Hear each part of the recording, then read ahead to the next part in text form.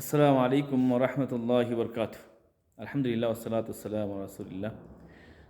আইয়ুহাল আহিব্বাল কিরাম, আল-ইয়াওম ইনশাআল্লাহ সাউআল্লিমুকুম তরিকাতুত তায়াম্মুম। প্রিয় ভাই সাহেব ও বাংলাদেশি ভাইরা, পাকিস্তানি ও হিন্দি ভাইরা, আমরা অতি সংক্ষেপে তায়াম্মুমের পদ্ধতি আজকে আমরা দেখাবো ইনশাআল্লাহ। তায়াম্মুম করতে হবে একেবারে যখন পানি পাওয়া যাবে না, অথবা এমন অসুস্থ যে অসুস্থতার কারণে পানি ব্যবহার করলে অসুস্থ আরও বেড়ে যাবে, রোগ আরও বেড়ে যাবে। এই দুটি কারণে পানির বিপরীতে আমরা পবিত্র মাটি অথবা মাটি না পাওয়া গেলে বালু হবে, এ দ্বারা আমরা তায়াম্মুম করতে পারব। তায়াম্মুম করার নিয়ম কি?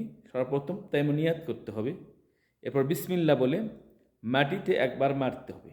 দেখুন আমার থেকে থেকে আমি যেভাবে করি, বিসমিল্লাহ একবার মাটিতে মারব।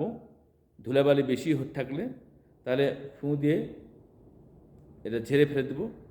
এরপর মুখমণ্ডলে মাসাহা করব, বাম হাত দিয়ে ডান হাত কবজি থেকে এ পর্যন্ত মাসাহা করব, আবার ডান হাত দিয়ে বাম হাতের কবজি পর্যন্ত মাসাহা করব। একবারে অতি সহজে তায়াম্মুমের নিয়ম। আল্লাহ পাক আমার তৌফিক দান করুন।